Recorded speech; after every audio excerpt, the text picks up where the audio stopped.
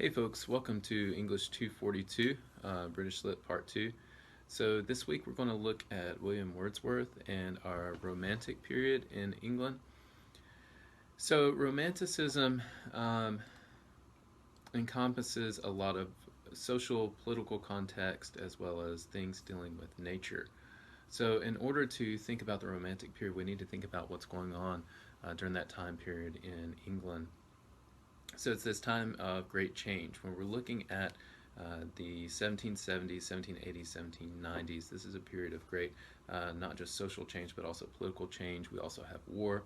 Of course, this will be the time of the American Revolution and then later the French Revolution. And those were spurred on by ideas from the Enlightenment. We also see an agricultural society now changing into a more industrial society. And there were a lot of threats to social structures of the time. There were new revolutionary ideas coming about because of the Enlightenment, because of a lot of the romantics and their thinking. So when we think about that term romantic, I don't want you to think about like those trashy grocery store novels or romantic comedy movies, that type of thing.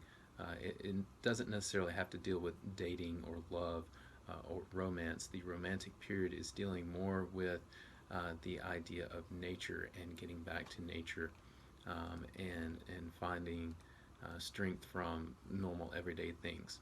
So let's transition just a little bit to William Wordsworth and talk about his life. So he was born in 1770 in Cumberland, England. Obtained his degree from St. John's College in Cambridge. Okay, well educated. 1791, he travels to France, which is very important because this is right in the middle of the French Revolution. And so Wordsworth gets fascinated with this Republican movement, this idea of a republic instead of an aristocracy or a king or queen. He comes back to England during the Reign of Terror. So 1793, of course, you've got all of the executions, the guillotine. Things get kind of out of hand with this revolution, and so he returns to England and develops a friendship, very close friendship, with Samuel Taylor Coleridge, who we'll talk about in a later lesson. He collaborates with Coleridge, and he writes. This would be his magnum opus, the Lyrical Ballads.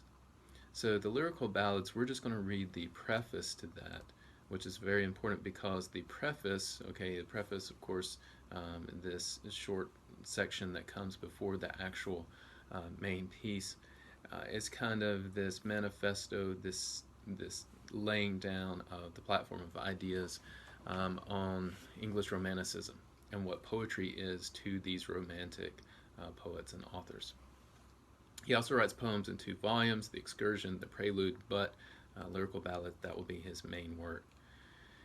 So if we look at the preface, look for those main points about poetry and what a poet is. And I'm going to let you look at those within the writing. So during this time of Romanticism, even though it is a period of change, reforms really didn't occur because of this kind of laissez-faire attitude, okay, or leaving alone, hands-off attitude. We won't see a lot of these social reforms until the 19th century. So because of this, we've still got low wages, horrible working conditions. Of course, you still have children working in factories, large-scale employment of women as well, in mining, other types of hard jobs such as textiles. So even though we have this hard time, and particularly with women who were still regarded as inferior to men, were limited in their occupational opportunities, subject to these strict codes of behavior, and had no legal rights. We have this idea of romanticism, okay, this spirit of the age, to where this creative energy is unleashed, and people start to think about things in a different way. So, of course, with romanticism, as I've said, the focus really is on nature and the natural world. This idea of pantheism, the idea that everything around us, including nature, forms deity, forms God, forms this religious experience as well. So look for those topics as you read this preface, as you read these romantic poets. So their idea was to accurately observe and kind of describe wild nature. And this is what stimulated thinking. And this could be the resolution to personal problems, to crisis, social, political, whatever. By looking to nature, by communing with nature, becoming one with nature, you were able uh, to kind of transcend what was going on and find solutions for that. We also see this personification of landscape.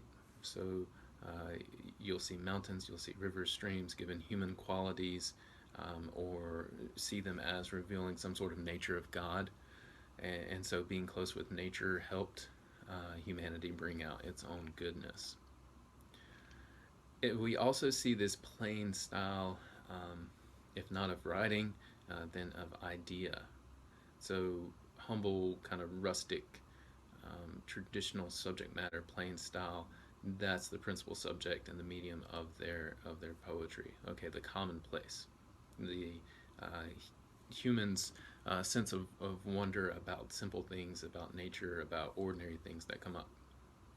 However, we also have some romantic poems that talk about the supernatural, the realm of mystery and magic, materials from folklore, superstition set in faraway places, or something that is strange. Okay, the ballad form becomes renewed. So now we have this lyrical, right, almost song form of poetry um, that is being brought back. There's also a focus on individualism.